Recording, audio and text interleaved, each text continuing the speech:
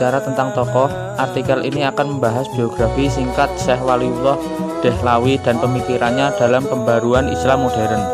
Sebagai intro, Syekh Waliullah adalah seorang ulama besar pada masa Imperium Islam Moghul India. Karena ketokohan dan juga jasa-jasanya, beliau dianggap sebagai Majaddid atau pembaru Islam pada abad ke-12 Hijriah. Berikut biografi singkat Syekh Waliullah, karya dan pemikiran dalam pembaruan Islam. Biografi singkat Syekh Waliullah.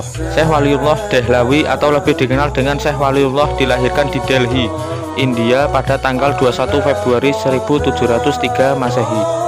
Beliau merupakan orang terkemuka di dalam perkembangan Islam modern karena pemikiran-pemikirannya. Syekh Waliullah mendapatkan pendidikan dari orang tuanya, yakni Syekh Abdul Rahim, seorang sufi dan ulama yang memiliki madrasah. Setelah dewasa, beliau kemudian turut mengajar di madrasah tersebut. Selanjutnya, beliau pergi naik haji dan selama 1 tahun di Hejaz, beliau sempat belajar kepada ulama-ulama yang ada di Mekah serta Madinah.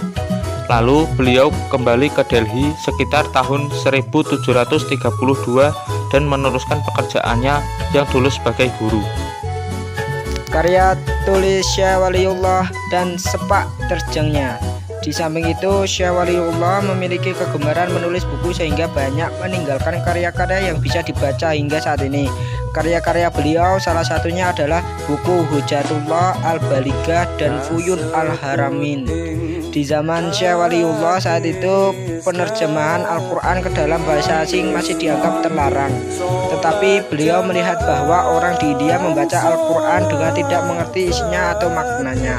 Membaca tanpa mengerti tidak besar faedahnya untuk kehidupan duniawi mereka.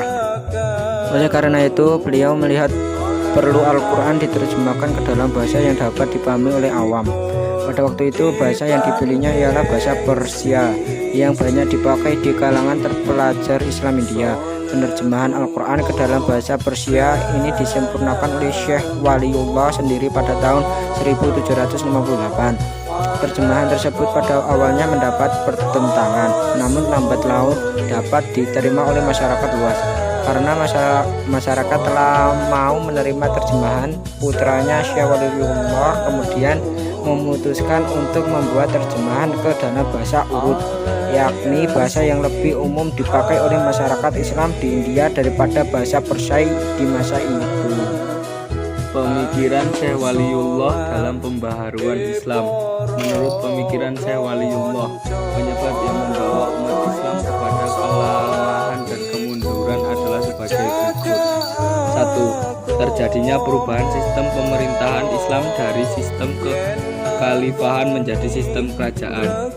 2. Sistem demokrasi yang ada dalam khalifahan diganti dengan sistem monarki absolut. 3.